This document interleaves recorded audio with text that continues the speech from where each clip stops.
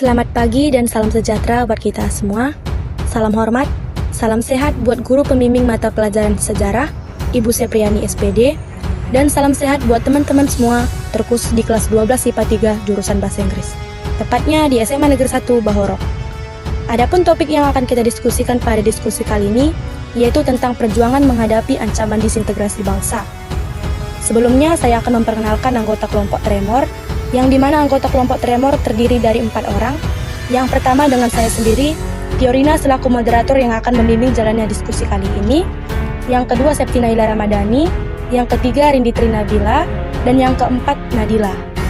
Baiklah, untuk mempersingkat waktu langsung saja kita mulai. Bagian yang pertama yang akan dijelaskan oleh saya, yaitu tentang perjuangan menghadapi ancaman disintegrasi bangsa. Dan bagian yang kedua yang akan dijelaskan oleh Septi, yaitu tentang ideologi. Dan bagian yang ketiga yang dijelaskan oleh Rindi, yaitu tentang kepentingan. Dan yang terakhir yang dijelaskan oleh Nadila, yaitu tentang sistem pemerintahan. Selanjutnya, saya Tiorina akan membahas poin dasar, yaitu tentang ancaman disintegrasi bangsa yang terjadi di Indonesia.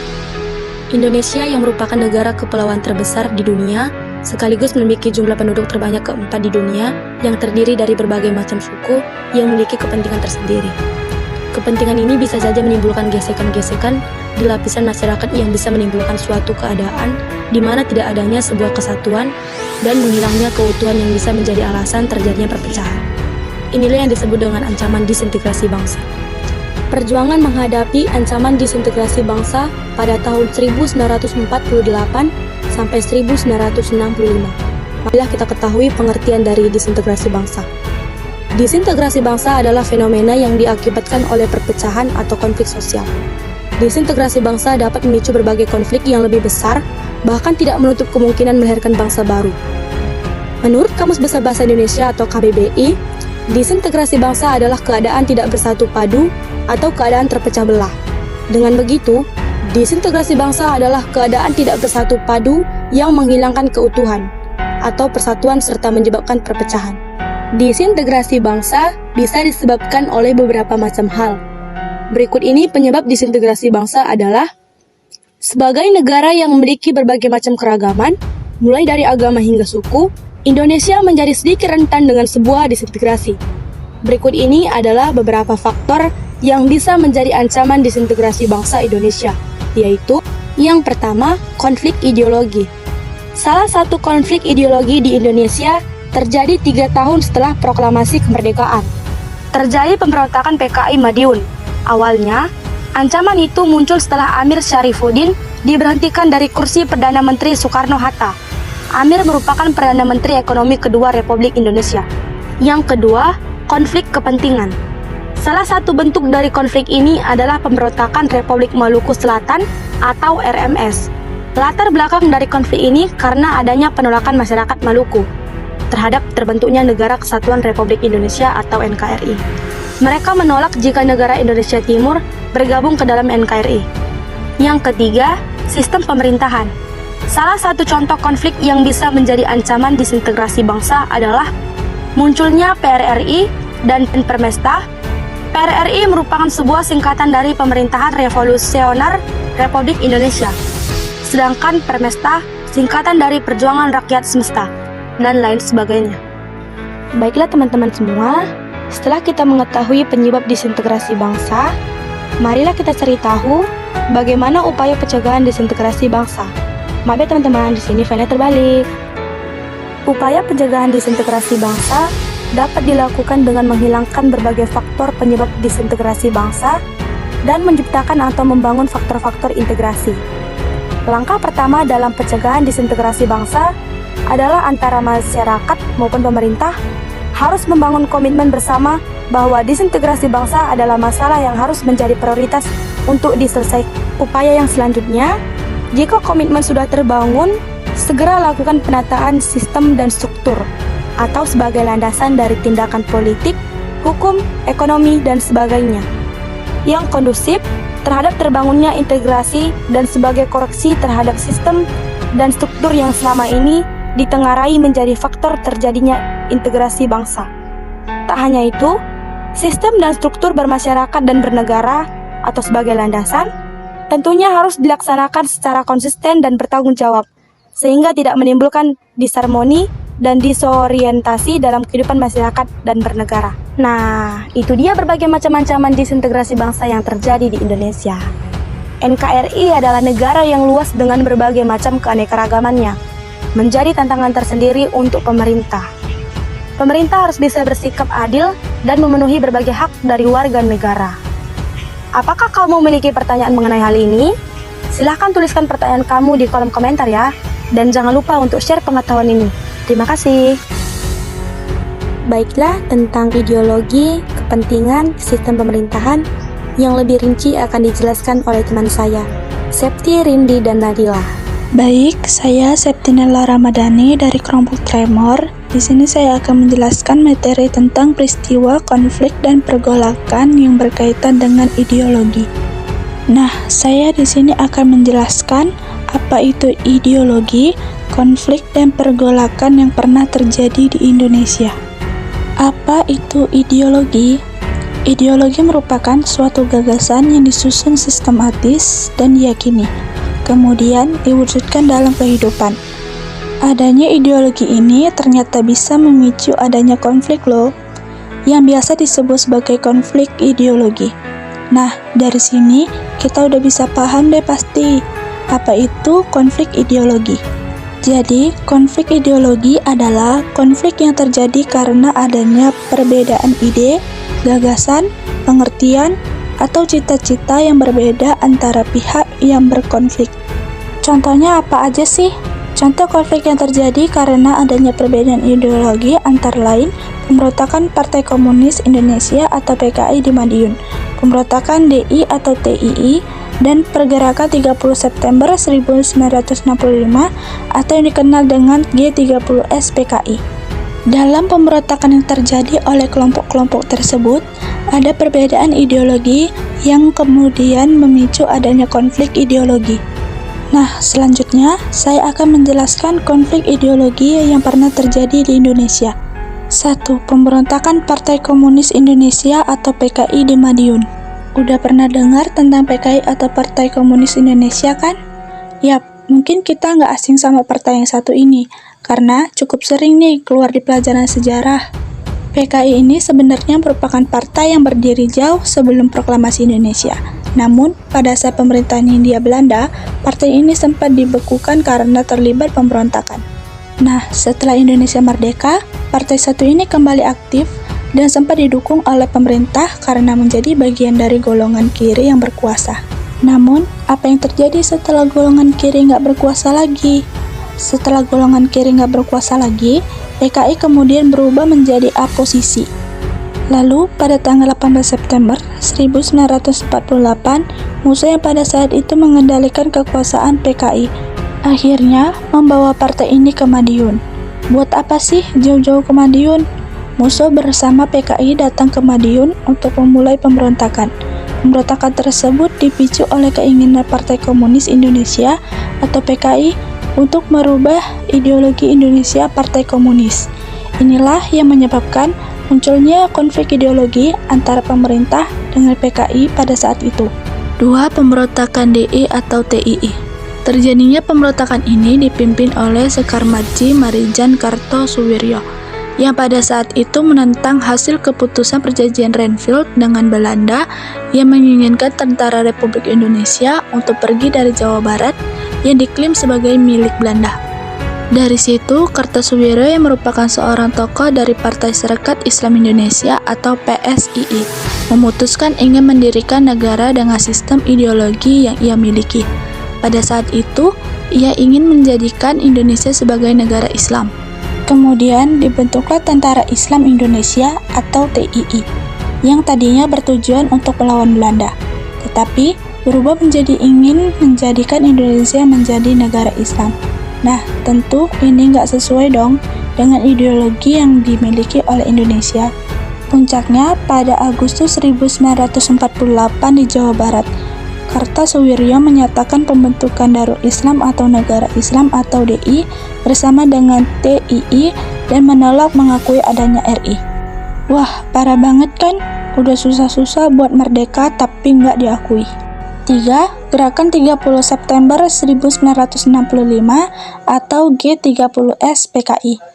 Terlepas dari pemberontakan yang dilakukan oleh PKI di Madiun, PKI menjadi partai yang semakin berkembang sebagai partai oposisi.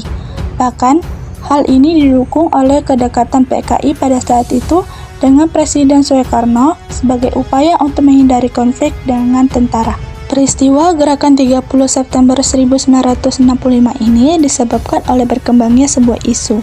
Isu apa sih kok sampai menyebabkan adanya gerakan ini? Nah, jadi pada saat itu ada isu yang berkembang kalau Dewan Jenderal di Angkatan Darat ingin menggulingkan Presiden Soekarno. Kemudian terjadilah pemberontakan oleh PKI dengan dipimpin oleh Letnan Kolonel Untung. PKI melaksanakan aksi Gerakan 30 September. Terjadilah penculikan dan pembunuhan 7 jenderal dan perwira. Ketujuh orang ini kemudian dimasukkan ke dalam sumur tua di daerah Lubang Buaya. Melihat situasi yang memanas seperti itu, Panglima Komando Strategis Angkatan Darat, Mayor Jenderal Soeharto, kemudian ditugaskan untuk mengambil alih pemimpin Angkatan Darat untuk melaksanakan aksi pemberantasan dan penumpasan PKI baik di pusat maupun di daerah. Nah, itu dia guys, beberapa contoh konflik dan pergolakan yang berkaitan dengan ideologi. Sebenarnya masih ada banyak contoh konflik yang terjadi karena perbedaan ideologi di sekitar kita. Baik, itu saja yang bisa saya paparkan di materi peristiwa konflik dan pergolakan yang berkaitan dengan ideologi. Konflik dan pergolakan yang berkaitan dengan kepentingan.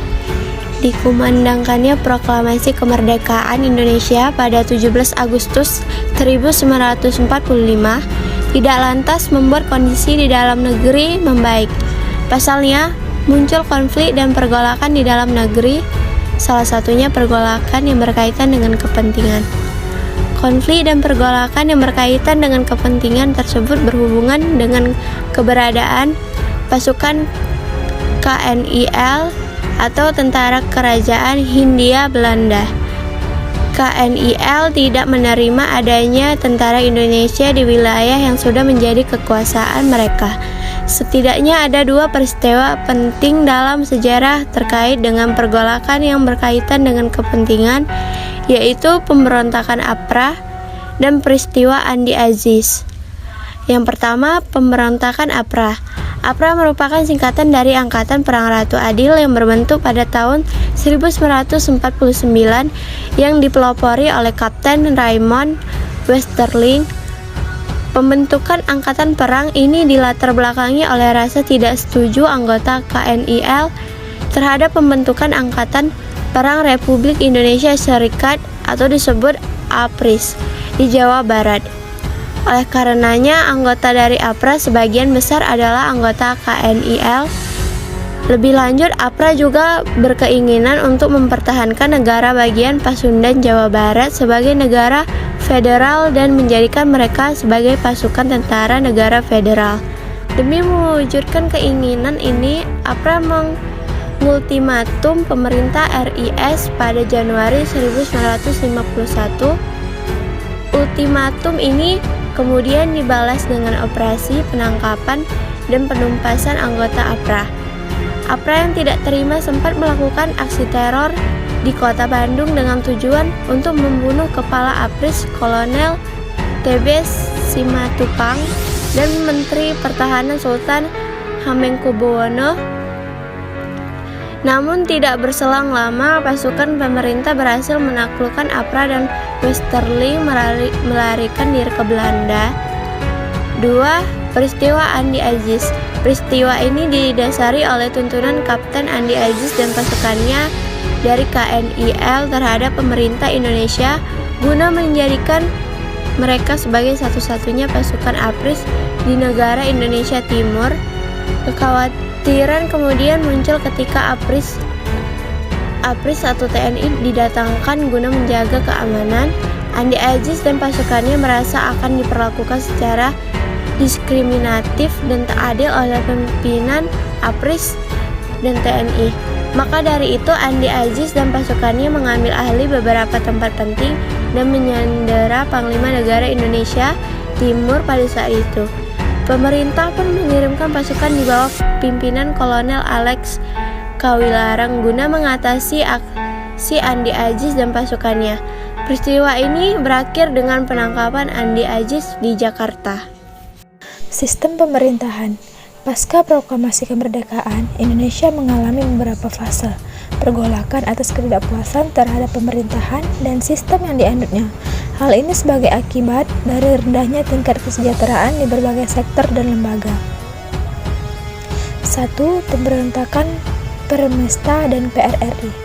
Latar belakang pemberontakan ini pada umumnya bermuara pada minimnya kesejahteraan di dalam tubuh tentara angkatan darat di Sumatera dan Sulawesi. Kekecewaan ini berujung pada aksi pertentangan yang dilakukan oleh tokoh militer di beberapa daerah sebagai bentuk protes terhadap kabinet yang berkuasa pada saat itu, yakni Kabinet Juanda. Pertentangan ini bahkan berujung pada aksi pengambilan kekuasaan pemerintahan daerah, dan para tokoh militer tersebut membentuk dewan-dewan daerah sebagai alat perjuangan tuntutan pada Desember tahun 1956 dan Februari 1957. Adapun dewan yang dimaksud meliputi Dewan Banteng di Sumatera Barat yang dipimpin oleh Letkol Ahmad Hussein. 2. Dewan Gajah di Sumatera Utara yang dipimpin oleh Kolonel Maludin Simbolon. 3. Dewan Garuda di Sumatera Selatan yang dipimpin oleh Letkol Berlian. 4. Dewan Manguni di Sulawesi Utara yang dipimpin oleh Kolonel Firzen Sumual. Pergolakan ini akhirnya memuncak ketika tanggal 15 Februari 1957 pemerintahan Revolusioner Republik Indonesia atau PRRI diproklamasikan oleh Ahmad Hussein di Padang, Sumatera Barat. Pemerintahan pusat yang mengetahui hal ini pun tanpa ragu-ragu bertindak tegas dan melakukan operasi militer untuk menindak pemberontakan.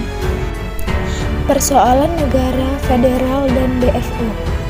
BFO negara federal maupun BFO prinsipnya sama, yakni suatu negara yang secara resmi merdeka dan diakui kedaulatannya, namun secara de facto berada di bawah kontrol negara lainnya. Konsep negara federal atau dikenal juga dengan persekutuan negara bagian Bijengkomst Federal Overleg atau BFO menimbulkan perpecahan di Indonesia setelah kemerdekaan. Perpecahan ini terjadi antara pihak federalis yang mendukung adanya negara persekutuan dengan pihak unitaris yang lebih condong ke dalam negara berbentuk kesatuan. Setelah terjadinya Konferensi Meja Bundar atau KMB, konflik antara pihak federalis dan unitaris semakin memanas dan mengarah dalam pertikaian senjata. Hal ini ditandai dengan adanya aksi bersih tegang antara Angkatan Perang Republik Indonesia Serikat atau APRIS yang menjadi bagian dari TNI dan KNIL yang saat ini menjadi bekas musuh TNI. Pada akhirnya perpecahan yang terjadi ini menjadi persatuan bangsa karena negara bagian yang ingin keluar setelah Konferensi Meja Bundar atau KMB ditentang oleh rakyat sendiri dan didesak untuk bergabung ke RI. Terima kasih saya ucapkan kepada kelompok Tremor karena telah memberikan pemaparan materi yang cukup jelas untuk dipahami. Saya Tiorina selaku moderator beserta kelompok Tremor. Mohon maaf jika ada kesalahan kata atau sikap, baik yang disengaja ataupun yang tidak disengaja. Saya ucapkan terima kasih atas perhatian kalian semua. Semoga apa yang telah kami presentasikan tadi dapat berguna dan bermanfaat bagi kita semua. Saya akhiri dengan selamat pagi.